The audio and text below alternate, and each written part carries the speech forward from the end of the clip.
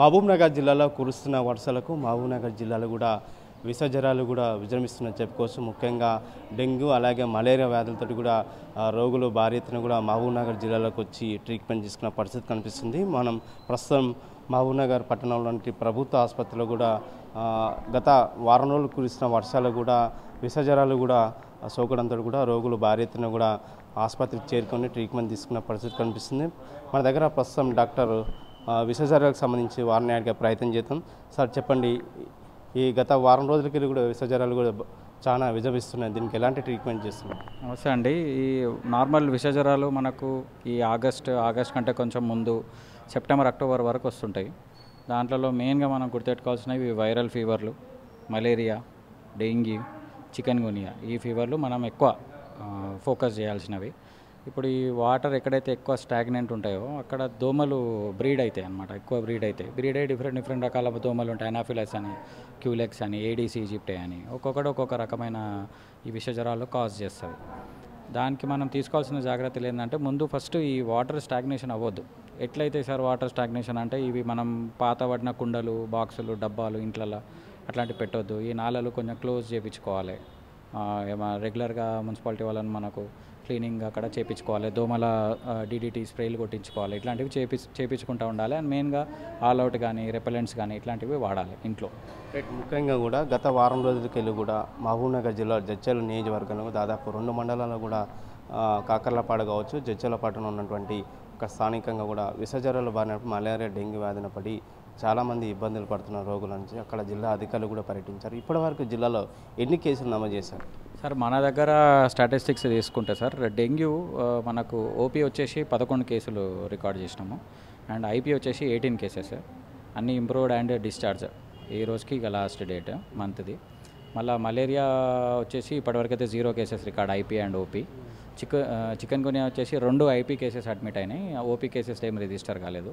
And normal viral fevers మనకు around 165-170 cases వచ్చేసి IP admissions అయినాయి. ఓపీ 570 నుంచి 600 పైన వచ్చినాయి OP cases, normal viral fevers. ఇది మన ఈ స్టాటిస్టిక్స్ ఈ మంత్ది. డెంగ్యూ వ్యాధి సోకితే ఎలాంటి ట్రీట్మెంట్ చేసుకోవాలి? డెంగ్యూ ఒకటి ఏంటి అని అంటే, మనకు ఫస్ట్ నార్మల్ ఫీవర్ లాగానే అనిపిస్తుంది. అది normal fever, normal body pains and ఇంకేమంటారు తలనొప్పి ఉండడము, కంటి గుడ్డు లోపల నవ్వడము, నడుము నవ్వడం, ఇట్లాంటివి. సో ఇట్లాంటిది 1 డే ఉంది సార్, వర్క్ చేసినాం, నార్మల్ ఫీవర్ వచ్చింది, సరే వాటెవర్ ట్రీట్మెంట్ ఇంటి దగ్గర ఒక పూట చూసుకున్నాం. ఒక పూట తర్వాత తగ్గలేదు అంటే ఇమీడియట్గా దగ్గరున్న ఒక డాక్టర్ని కన్సల్ట్ అవ్వడము, బ్లడ్ టెస్ట్ చేయించుకోవడము, ఇట్లాంటివి చేయించుకోవాలి. అండ్ వేరే ప్రమాదపు లక్షణాలు డెంగ్యూ ఏంది అని అంటే, ఒకటేసారి మొత్తం మనిషి నిలబడకుండా అయిపోవడం, బీపీ మొత్తం పడిపోవడము, ఈ దొడ్డిలో మూత్రంలో రక్తం వెళ్ళడము, ఈ చిగుల నుంచి రక్తం రావడము, బ్లాక్ కలర్గా బాత్రూమ్ రావడము, లేదా మూత్రంలో రక్తం పోవడము, ఇట్లాంటివి అయ్యే అవకాశాలు ఉంటాయి. అది డెంగ్యూ సివియర్ అయితే. అందుకే ఇనీషియల్గా ఈ లక్షణాలు ఉన్నాయి. మనకు ఒక నార్మల్ పారాసిటమాల్ యూజువల్గా వాడుతుంటారు general, on the counter available drugs వాడుతూ ఉంటారు జనాలు. అది వాడిన తర్వాత ఇమీడియట్గా తగ్గకపోతే you have to come immediately. Dengue initial diagnose అయిపోతే మనకు ఇక్కడ యాంటీబయాటిక్ ఫ్లూయిడ్ ట్రీట్మెంట్తో ఇంప్రూవ్మెంట్ రేట్స్ మంచిగా ఉంటాయి. ఇనిషియల్గానే రావాలి. అండ్ కొందరికి ప్లేట్లెట్ ట్రాన్స్ఫ్యూజన్ అవసరం పడవచ్చు. ముఖ్యంగా ఏ ఏజ్ నుండి డెంగ్యూ సోకితే వాళ్ళకి ఎలాంటి ట్రీట్మెంట్, అంటే చిన్నపిల్లల నుంచి పెద్దవాళ్ళ వయసు గల ఉన్న వారికి? ఇప్పుడు మనది దోమ అనేది ఏ ఏజ్ వాళ్ళనైనా కుడుతుంది. దోమ అనేది ఏ ఏజ్లోనైనా కుడుతుంది. కానీ డెంగ్యూ ఎక్కువ ఏ ఏజ్లోనైనా అది ప్రమాదం కావచ్చు. ఎస్పెషల్లీ ఎక్స్ట్రీమ్స్ ఆఫ్ ఏజ్ అని అంటాం. ఎక్స్ట్రీమ్స్ ఆఫ్ ఏజ్ అంటే 10 ఏళ్ళ లోపల అండ్ 50-60 ఏళ్ళ పైబడిన వాళ్ళకి, ఎస్పెషల్లీ 60 ఏళ్ళ పైబడిన వాళ్ళకి ఏంటంటే సివియారిటీ ఎక్కువ వచ్చే అవకాశాలు ఉంటాయి. కానీ అప్పుడప్పుడు మనం 25 ఏళ్ళు 20 ఏళ్ళకు కూడా సివియారిటీ ఎక్కువ వచ్చే అవకాశం ఉంటుంది. ఎగ్జాక్ట్గా చెప్పడానికి రాదు, but extremes of age, young age, ఈ గ్రూప్ వాళ్ళని ఎక్కువ ఎఫెక్ట్ చేస్తారు. అంటే సివియారిటీ ఎక్కువ ఉంటుంది వాళ్ళలో. ఇప్పటివరకు మనం అబ్జర్వేషన్ కానీ, ఇప్పటివరకు జరిగిన స్టాటిస్టిక్స్ కానీ, డిసీజ్ అబ్జర్వేషన్ మీద ఇది తెలిసింది ఏంటంటే ఎక్స్ట్రీమ్స్ ఆఫ్ ఏజ్ ఎక్కువ ఎఫెక్ట్ చేస్తుంది.